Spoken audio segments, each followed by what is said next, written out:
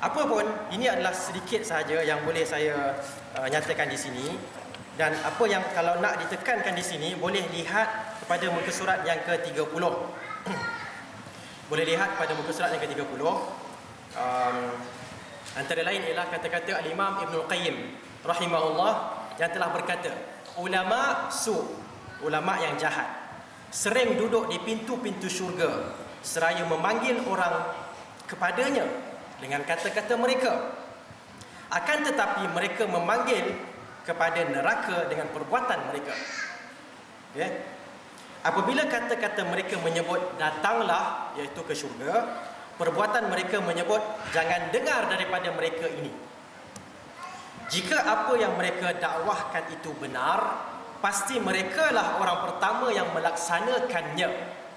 Mereka ini pada zahirnya penunjuk jalan, tourist guide, tetapi pada hakikatnya adalah perompak jalanan. Kita tak nak jadi ulama su. Kita nak jadi ulama apa ya? Kalau ulama su lawan dia apa? Ustaz, ulama khair. Agak-agaknya lah. Ulama khair ataupun ulama ar-rabbaniyin yang benar-benar mendapat inspirasi daripada Allah Azza wa Jalla. Bila kita mendakwahkan kepada sesuatu, kita cubalah buat. Tapi mungkin ramai di antara kita mengatakan, Ustaz, saya tak boleh nak dakwah kepada benda ni kerana saya tak buat. Kan? Mungkin ada kan? Okay. Jawapannya ialah seperti yang disebut oleh Syekh Abdul Rahman As-Sa'di, guru kepada Syekh Muhammad bin Salih Al-Utsaimin, dalam bukunya, buku tafsirnya Taisir Al-Aziz Al-Karim, mengatakan dalam masalah dakwah ni ada dua tanggungjawab. Tanggungjawab pertama adalah kita mesti amalkan dahulu. Tanggungjawab kedua ialah kita mesti sampaikan kepada orang lain. Dan fikirkanlah apa yang kita nak buat. Sama ada kita buat dua-dua sekali, ataupun kita buat salah satu, ataupun kita tinggalkan dua-dua sekali. Jadi orang yang mengatakan saya tak buat, jadi saya tak boleh berdakwah, dia telah telah melanggar dua kewajipan. Meninggalkan dua kewajipan. Satu, dia tak beramal. Yang kedua, dia tidak menyampaikan. So apa yang kita kena buat? Kalau kita tak amalkan pun, sampaikan sahaja. Semoga dengan penyampaian itu kita akan tergerak untuk mengamalkannya. Dan akhir sekali, berkenaan dengan media, dakwah melalui media ini, satu bidang dakwah yang cukup besar. Saya ulang di sini, setiap seorang daripada kita mesti participate, mesti ambil bahagian. Jangan ditolak kepada orang yang faham komputer sahaja, jangan ditolak juga kepada ustaz-ustaz, tidak. Semua orang adalah pendakwah, semua orang mesti memanfaatkan dakwah melalui media.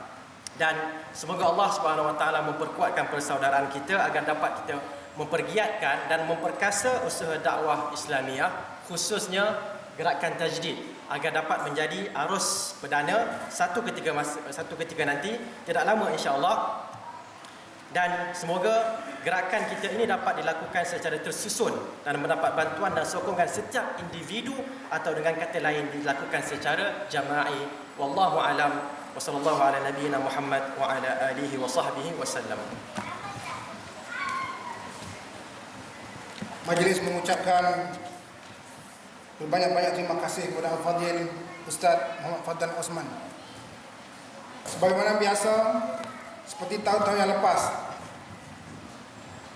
pihak penganjur melalui satu jawatankuasa khas, panel khas yang dilantik oleh Syekh Al-Qayyim, telah menilai untuk memberi sumbangan ataupun anugerah tokoh sunnah pada setiap tahun. Maka pada tahun ini, panel kita telah memilih Allahyarham Ustaz Abdullah bin Yaqub untuk dianugerahkan sebagai tokoh sunnah pada konvensyen kita kali ini. Dan suka saya menyebutkan sedikit sebanyak latar belakang Allahyarham Ustaz Abdullah bin Yaqub.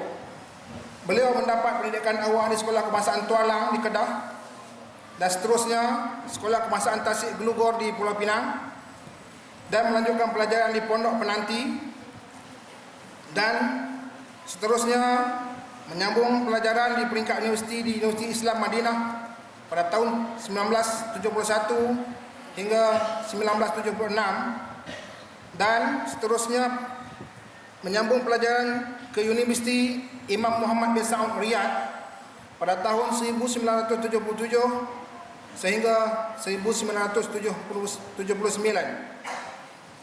Dan seterusnya beliau terlibat dalam bidang dakwah sebagai tenaga pengajar di Madrasah Al-Masriyah di Pulau Pinang, Madrasah Khairiyah Islamiyah, dan seterusnya guru takmir Masjid Pulau Pinang.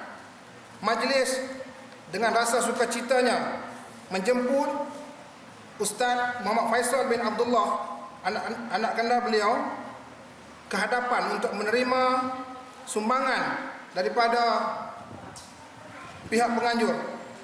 Al-Fadhil Ustaz Faisal dijemput ke hadapan.